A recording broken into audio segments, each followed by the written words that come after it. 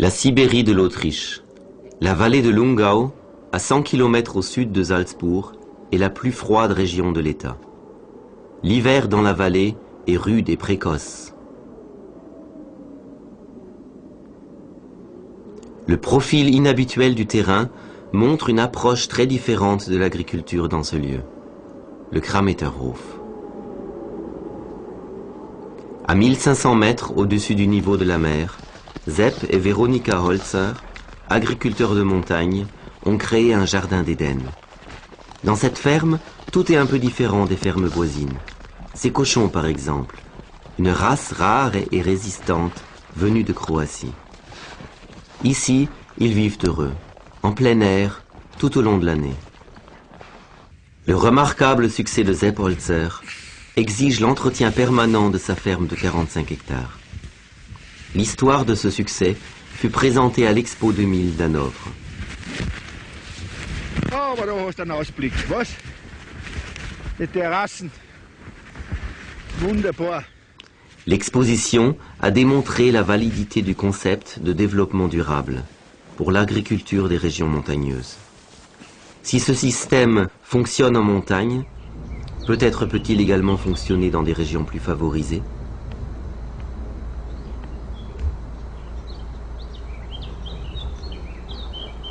En 30 ans, le Krameterhof est devenu un symbole de ce que la permaculture peut réussir. Il démontre bien comment la communauté peut subvenir à ses besoins sans dégrader l'environnement. Depuis qu'il a commencé, Sepp Holzer a rendu désuètes toutes les règles de l'agriculture conventionnelle. Il montre l'exemple pour les agriculteurs du monde entier. À en juger par le nombre de visiteurs qui se rendent à sa ferme, ces méthodes peu orthodoxes suscitent un intérêt immense. Des cerises, il y a encore des cerises qui poussent, de toutes sortes. À une altitude comprise entre 1100 et 1500 mètres, ces cerisiers forment presque une rangée d'arbres. On n'avait jamais vu cela. Les 15 sortes de cerisiers plantés à différentes altitudes mûrissent à différentes époques. Pour le fermier, cela signifie 5 mois de récolte, de juin à septembre. Un jardin fruitier à 1500 mètres est d'une variété si étonnante.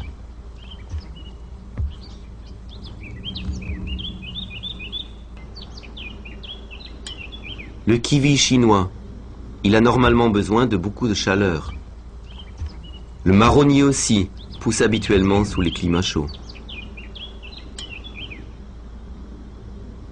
Des citrons. À des altitudes alpines, vous trouverez en abondance des productions méditerranéennes. Comment cela se fait-il? Quel est le secret des Holzer?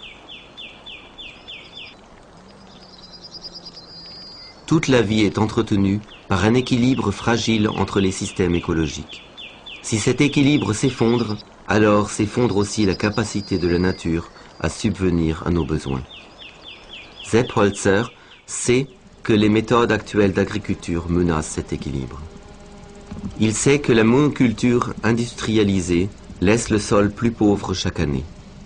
Mais il sait aussi qu'en exploitant les méthodes de la nature même et sa diversité, la permaculture peut non seulement nourrir la communauté, mais aussi maintenir l'équilibre de l'environnement. Plantes et insectes coopèrent naturellement. Observer leur interdépendance enseigne aux fermiers comment être plus efficace.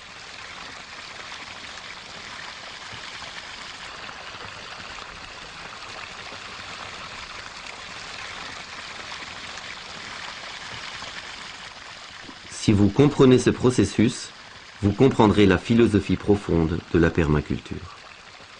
Le fermier applique ses connaissances en créant des partenariats écologiques en vue de l'autosuffisance. Les besoins de tous les partenaires, les animaux, les plantes et le fermier, peuvent tous être satisfaits. Contrairement à celui de l'agriculture industrialisée d'aujourd'hui, le sol devient plus riche chaque année. Sa fertilité et son intégrité s'améliorent constamment.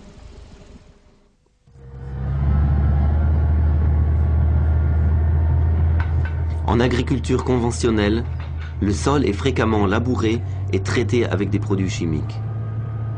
Tassé par un équipement lourd, il ne peut pas respirer et s'appauvrit d'année en année.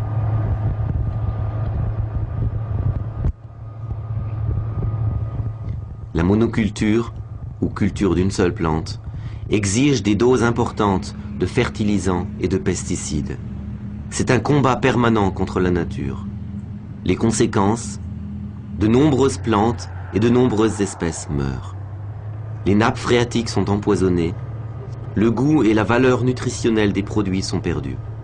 À long terme, le régime alimentaire de la communauté se détériore. Paradoxalement, l'agriculture intensive est inefficace. Elle utilise plus d'énergie et de ressources qu'elle n'en produit. Les coûts importants de production, de stockage, de transport et de marketing s'élèvent chaque année.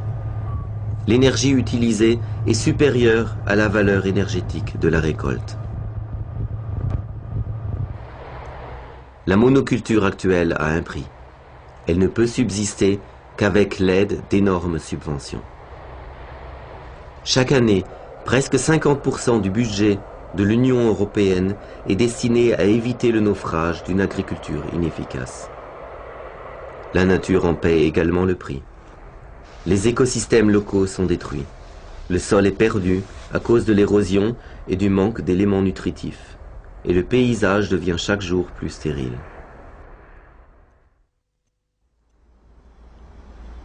Le paysage de la vallée où habite Sepp Holzer est aussi un exemple de monoculture. Une forêt sans fin de sapins. Pour Holzer, le problème est que les sapins ont des racines superficielles. Ils ne peuvent pas stabiliser les versants de la vallée. Les conséquences de ce désert de sapins, comme on l'appelle, sont l'érosion du sol et les inondations dans la vallée. Des digues sont nécessaires pour empêcher le désastre.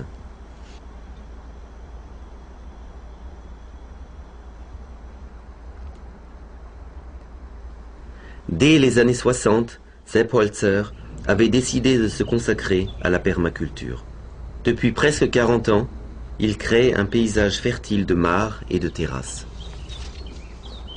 Les terrasses sont inspirées par les rizières d'Asie, où elles empêchent le ruissellement des eaux de pluie et la perte d'importants éléments nutritifs.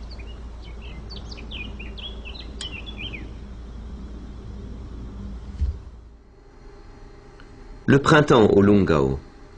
Sepp loue une nouvelle parcelle de terrain. 5 hectares de prairies vertes inclinées sur un versant. Il commence par faire des terrasses, l'un des rares moments où il a recours à des équipements lourds.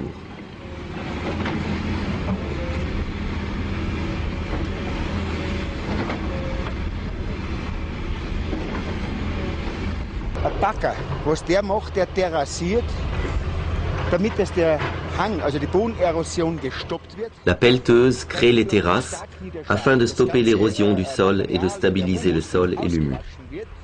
Quand je prends possession d'une parcelle de terrain comme celle-ci, je crée des terrasses.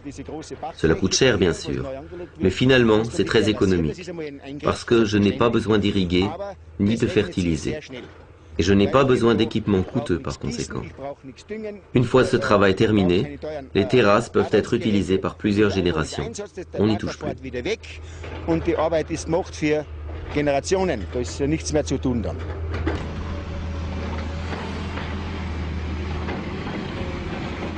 Pendant que la pelleteuse continue à créer des terrasses, la plantation d'arbres commence.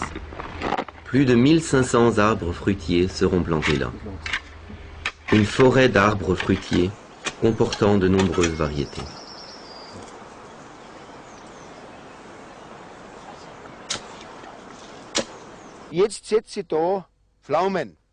Là, je plante des pruniers, des pommiers, des poiriers, et ainsi de suite. L'arbre est planté, arrimé au sol, et quand j'ai des pierres, je les ajoute. Ensuite, j'ajoute le mélange de graines. C'est la chose la plus importante. Le mélange est composé de graines de légumes, des plantes associées, de fleurs sauvages, dont certaines sont très rares. Il y a environ 40 à 50 plantes différentes.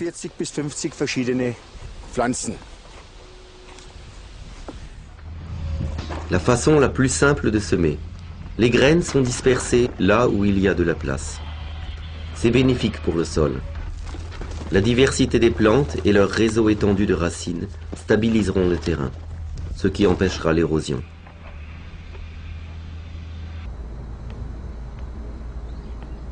Le travail du printemps est terminé. Maintenant, il est temps de regarder tout croître et s'épanouir.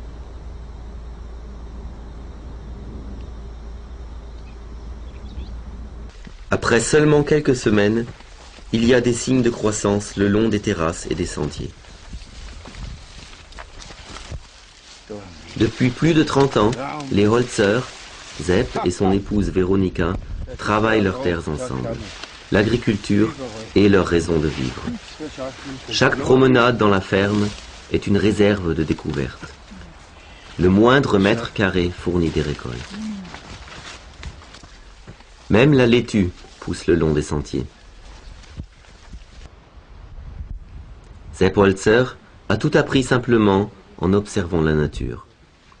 Son expérience est la seule source de connaissances en laquelle il croit.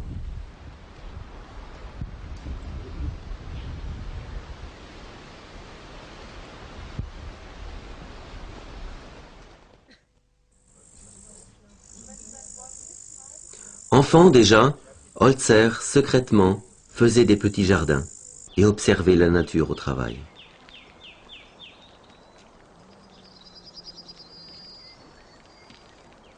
Il découvrit que plus il y a de variétés de plantes, moins il y a de parasites et plus le système est stable.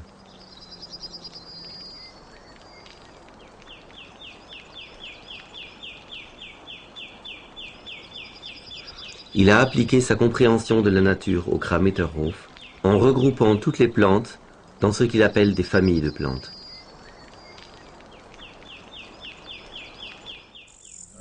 Des milliers d'arbres fruitiers et de buissons à baies sont entourés de laitues, de légumes et d'une grande variété d'épices et d'herbes médicinales.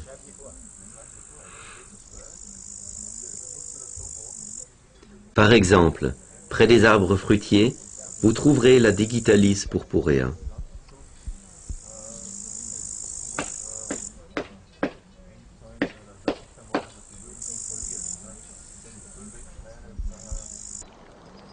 Ce chaos bigarré a une finalité. Dans une famille de plantes, les plantes s'entraident. Humidité, oxygène et éléments nutritifs.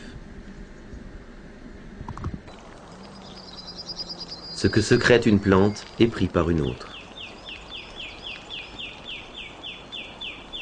C'est ainsi qu'Holzer s'épargne une grande partie de travail. Les plantes se fertilisent et s'irriguent mutuellement. Si vous avez la végétation appropriée, peu importe qu'il s'agisse d'arbres fruitiers ou de légumes, vous vous apercevez que les plantes s'autorégulent merveilleusement. Vous avez besoin de plantes avec des racines profondes, moyennes et superficielles. Les plantes aux racines profondes rapportent de l'humidité et des éléments nutritifs depuis une profondeur de 3 à 4 mètres. Elles les libèrent au niveau du sol. Elles apportent de l'ombre à celles dont les racines sont superficielles, si bien que ces dernières ne s'assèchent pas. C'est un échange. Il faut écouter et observer. C'est la chose la plus importante.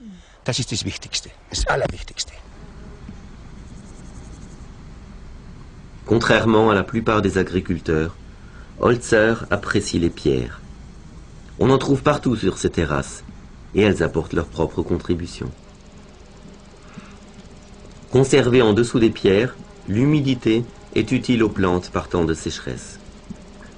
Ce champignon comestible apprécie l'humidité et la chaleur des pierres.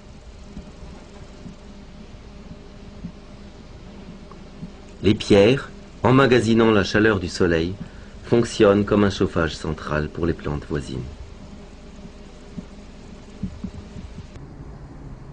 Regardez cette dépression rocheuse. Elle crée son propre microclimat, ce qui permet à des plantes fragiles de survivre à de hautes altitudes. À 1300 mètres, vous trouverez des plantes inattendues. Ici, des citrouilles sur un champ caillouteux. Sepp Holzer appelle ces niches rocheuses les pièges à chaleur. Il les expérimente avec des plantes qui aiment la chaleur. Ici du raisin. Grâce aux pierres, c'est possible en montagne.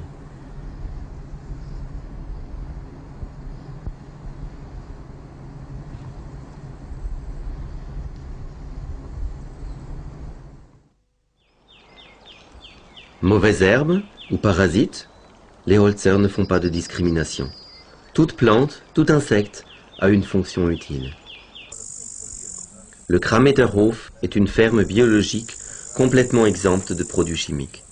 Les Holzer n'utilisent ni fertilisants ni pesticides. Une communauté de plantes vivant en harmonie est la clé du succès. Leur diversité empêche une seule espèce de dominer.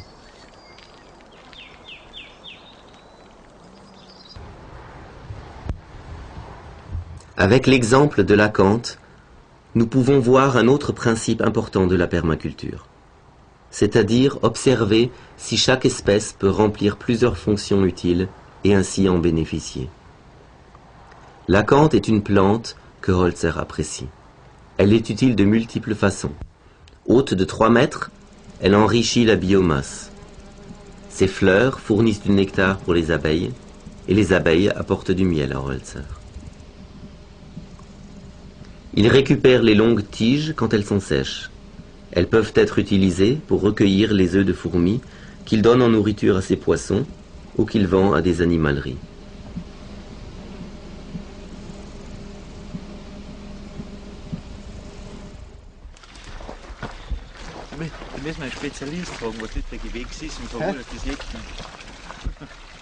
Les tiges sèches sont également utiles pour le feu de bois. On en fait même un assez bon didgeridoo, un instrument de musique australien.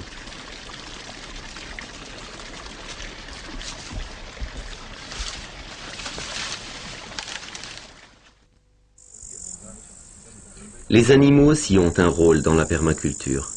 Holzer a observé les modes de vie des souris des champs, des lapins et des cerfs.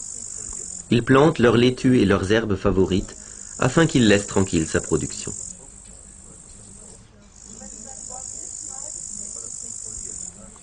Comme ces traces dedans le montrent, la diversion réussit. Pourquoi manger des céréales quand on peut avoir de la salade?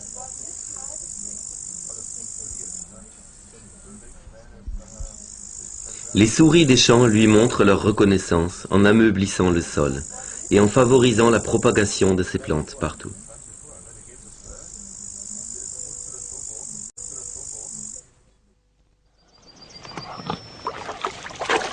Pourquoi les cochons n'auraient-ils pas aussi la belle vie? Ils le peuvent avec la permaculture. Les cochons Thyropolia des Holzer apprécient la vie ici. Ils vivent en plein air toute l'année, lui épargnant ainsi beaucoup de travail.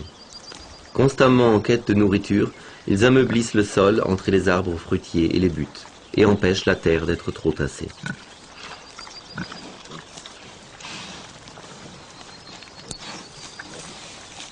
Dès qu'ils ont terminé leur travail dans un verger, ils entament le suivant. Ils n'arrêtent pas de creuser. Holzer appelle affectueusement ses cochons ses meilleurs bras droits.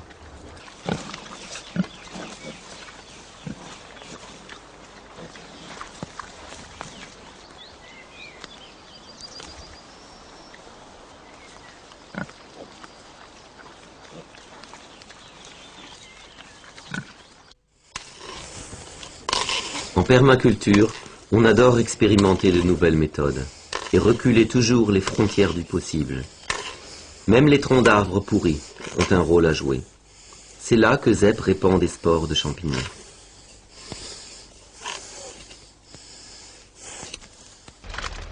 Dans quelques mois, il récoltera du shiitake à cet endroit.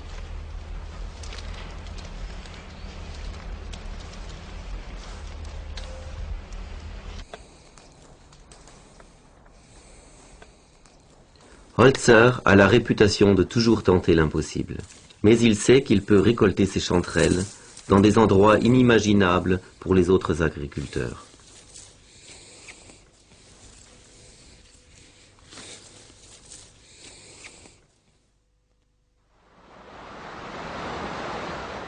L'eau donne la vie. et Holzer est conscient de son importance pour un écosystème en bonne santé. Depuis qu'il a pris en main le domaine, voilà plus de 30 ans, il a rendu à l'eau sa vocation naturelle. Il a créé plus de 70 mares et jardins d'eau sur une surface de plus de 3 hectares.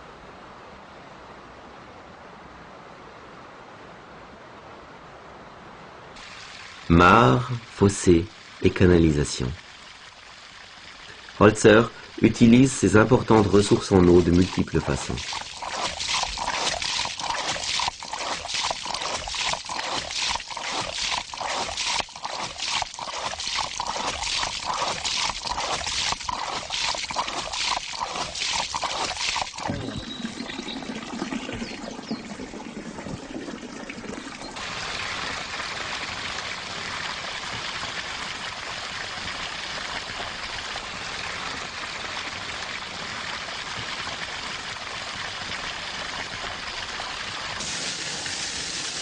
Le système hydraulique alimente son propre générateur de courant, produisant suffisamment d'électricité pour toute la ferme.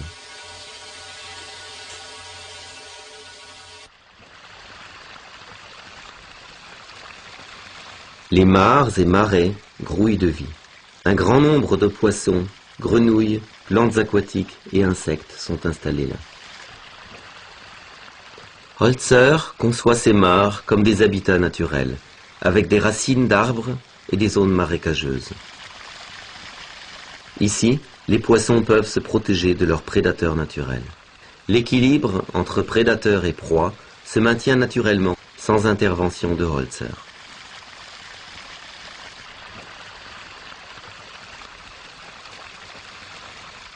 Les poissons aiment utiliser les zones marécageuses pour frayer.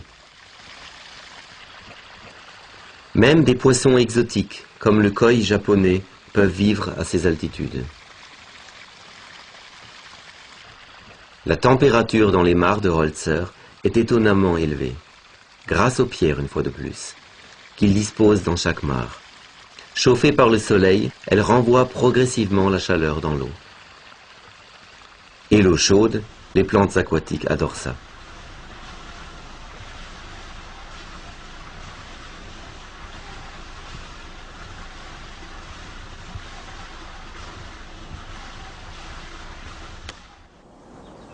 Le climat ici est fortement influencé par les mares.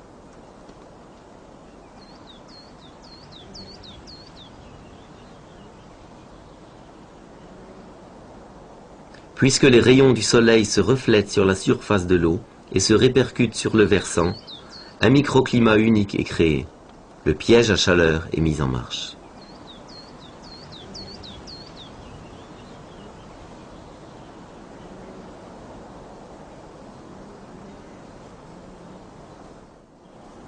C'est parfait aussi pour les cerisiers.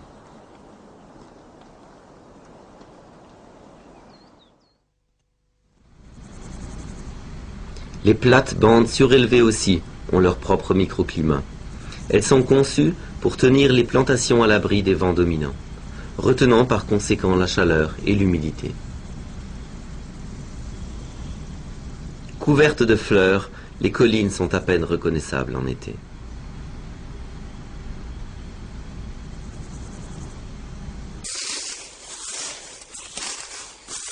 Holzer plante des variétés anciennes et résistantes de pommes de terre. Leurs graines sont difficiles à trouver. Il fait aussi pousser des pommes de terre issues de croisements aux couleurs exotiques.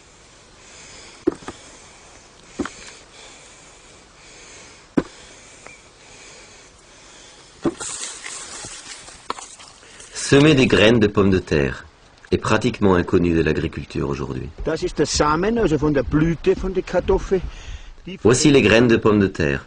Elles sont utilisées pour une propagation sexuée, pour créer de nouvelles variétés.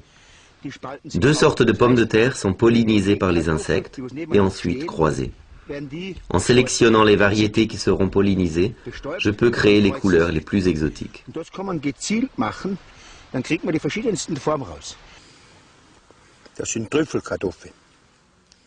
Voilà des pommes de terre truffes. J'en ai de différentes sortes, complètement violettes, bleu foncé, noires, et celles-ci ont les bords blancs.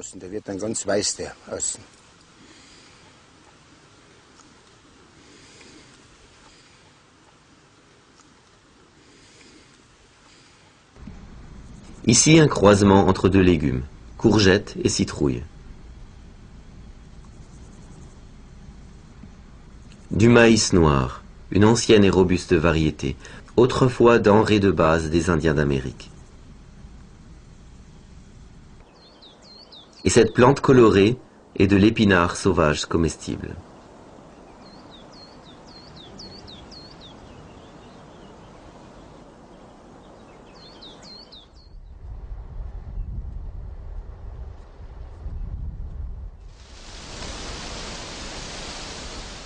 De l'été, on passe à l'automne au Krammeterhof. Le blé russe est mûr pour la moisson.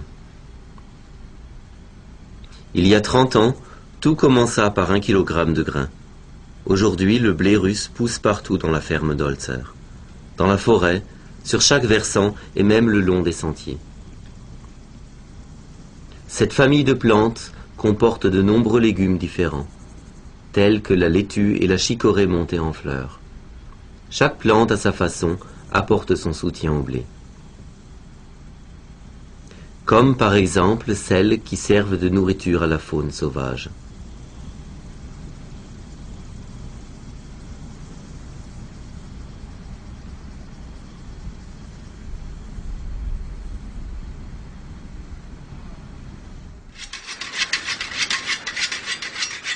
Holzer a même ses propres méthodes de moisson. Il utilise le moins de machines possible, épargnant ainsi un coût élevé d'achat et de maintenance.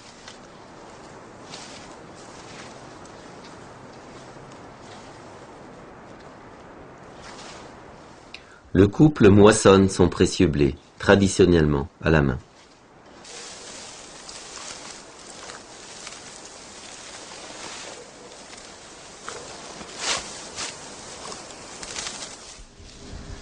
Le blé peut être utilisé de différentes façons, soit pour la fabrication du pain ou pour la vente de grains. Et la paille nouvelle peut servir de literie aux participants des séminaires du Krammeterhof.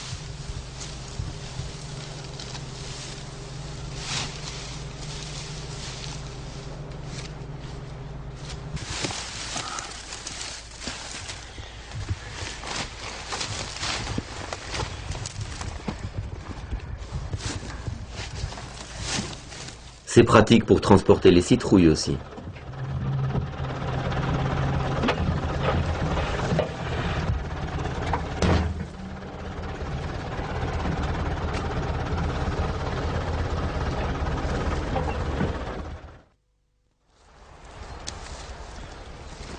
De nombreuses graines de plantes rares sont récoltées pour préserver les espèces dans le futur.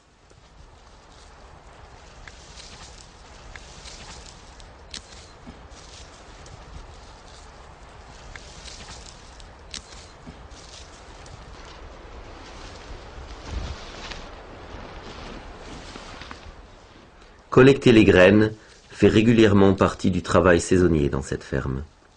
Elles sont séchées et stockées dans des sacs.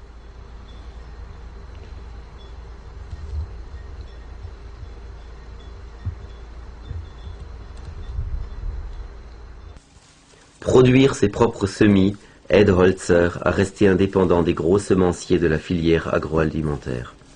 En fait, il commercialise des semis. Des espèces rares, comme ces gentianes, sont très appréciées par ses clients.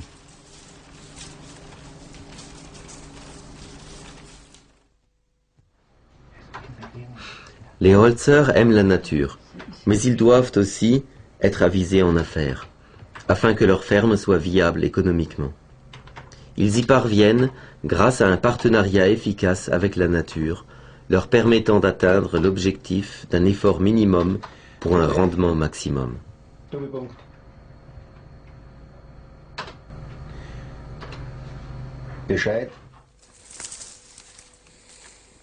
La diversité est reine en temps de récolte. De nombreuses variétés de champignons, légumes, fruits, céréales, herbes et poissons sont vendus.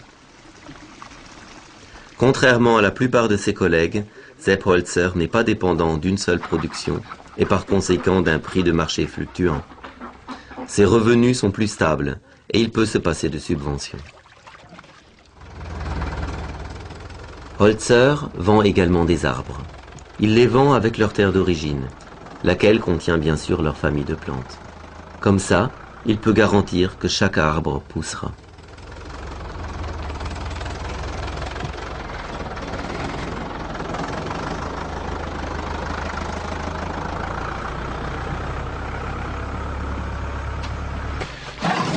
La production est emmagasinée dans des caves.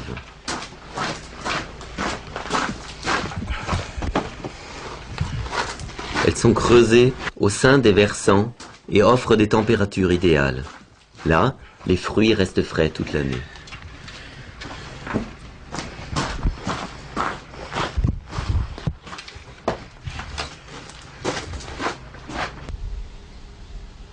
Holzer loue aussi ses 3 chalets de montagne à des gens qui aiment mener une vie simple dans la nature et manger ce qu'ils y trouvent.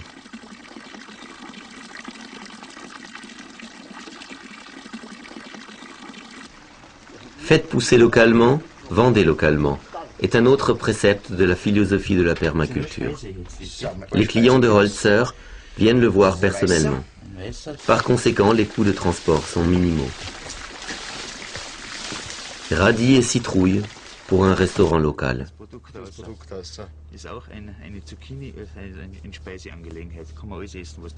Le cuisinier veut la meilleure qualité possible et apprécie les produits d'Holzer.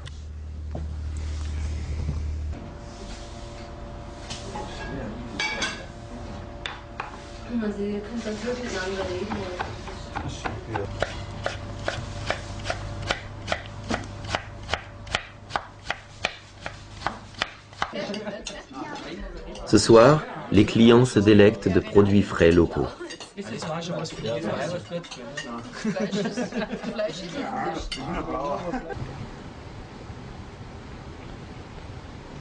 Ces 3 dernières années, les séminaires du Krameterhof ont rassemblé un nombre croissant de gens intéressés. Ils apprennent des techniques agricoles traditionnelles, telles que moissonner et moudre leur blé, fabriquer leur pain et leur beurre.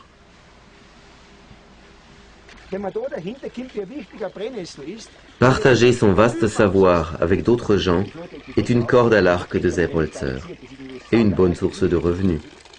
De plus en plus d'agriculteurs se joignent maintenant à ces visites guidées et ces séminaires. Les agriculteurs commencent à comprendre qu'il est temps de changer leur méthode. Ils viennent nombreux pour écouter les conseils d'Holzer sur la meilleure façon de se convertir aux méthodes de la permaculture. Sepp Holzer veut aider les agriculteurs à revenir à des méthodes naturelles tout en utilisant le potentiel de leurs terres de manière rentable et productive. Créer des cycles naturels. Alors chaque plante, chaque animal, toute la nature travaillera pour vous. Vous n'avez pas besoin de 100 hectares. Avec beaucoup moins, vous pouvez très bien vivre comme fermier. Coopérez avec la nature, ne la combattez pas. In Kooperation, nicht in Konfrontation mit der Natur. Il y a 40 ans, bien avant que le mot permaculture soit inventé, Sepp Holzer a commencé à réaliser son rêve. Une ferme à la fois viable économiquement et totalement écologique. Aujourd'hui, il a une des plus importantes entreprises de permaculture en Europe. Il a transformé son désert de sapins en une ferme produisant une nourriture saine et abondante pour la communauté, de l'eau et de l'énergie pour leur consommation et un environnement favorable à l'épanouissement des animaux, des plantes et du sol. Il désire que les autres agriculteurs de la vallée se joignent à lui pour créer une région de permaculture. Par son climat et son économie, la vallée du Lungau est un territoire défavorisé. Le dessein de Sepp Holzer peut-il donner un nouvel espoir aux autochtones? Les fermiers locaux, les forestiers et les autorités locales semblent le penser. Ils sont favorables au développement de ces idées. Au cours de leurs rencontres régulières, ils cherchent les moyens de réaliser ce projet pour le bénéfice de tous. La permaculture, telle qu'elle est pratiquée par les Holzer sur les pentes de la froide vallée de Lungau, montre qu'un développement durable n'est pas une utopie. En considérant les ravages que les méthodes agricoles modernes font à nos contrées, cette option devrait être prise très au sérieux, très vite.